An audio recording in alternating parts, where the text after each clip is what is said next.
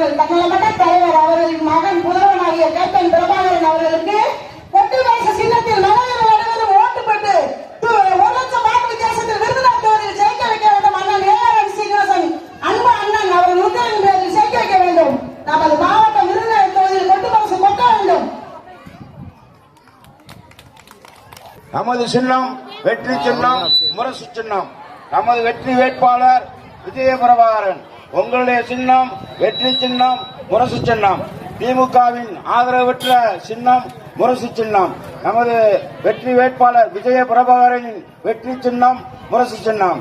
நமது திராவிட மாடல் அரசின் நாயகன் இத்துவேல் கருணாநிதி ஸ்டாலின் அவர்களுடைய சின்னம் முரசு சின்னம். நமது ராகுல் காந்தி அவர்களின் சின்னம் முரசு சின்னம். சிபிஐயின் ஆதரவற்ற சின்னம் முரசு சின்னம். சிபிஎம்மின் ஆதரவற்ற சின்னம் முரசு சின்னம். ஆதி தமிழர் பேரவையின் ஆதரவற்ற சின்னம் முரசு சின்னம். தமிழ் புலிகள் கட்சியின் ஆதரவற்ற சின்னம் முரசு சின்னம். நம்முடைய வெற்றி வேட்பாளர் அவர்கள் வந்துவிட்டார். உங்களுடைய அமோக ஆதரவை நம்முடைய வெற்றி வேட்பாளர் விஜய பிரபாகரனுக்கு அளிக்கும்படி உங்களோட அன்போடு கேட்கிறோம். நமது சின்னம் முரசு சின்னம்.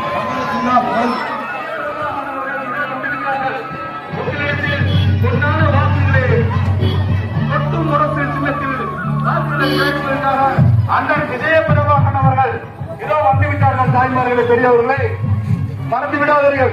தமிழக முதலமைச்சர், முத்தான முதலமைச்சர் தளபதியார் அவர்கள் நம்ம வாக்களிக்க வேண்டிய சின்னம் முரசு சின்னம்.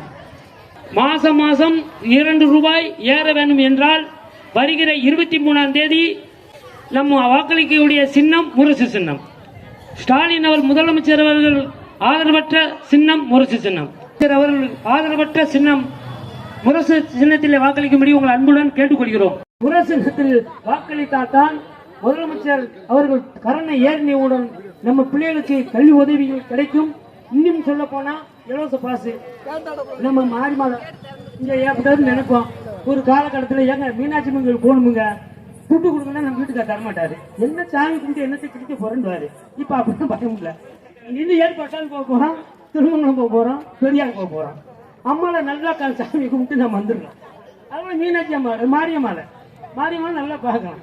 இதெல்லாம் பெண்களுக்கு கட்டணம் இல்லாத இலவச கட்டணம் இல்லாத போக்குவரத்து கழகத்தை உண்டாக்கி கொடுத்த முதலமைச்சர் அவர்கள்.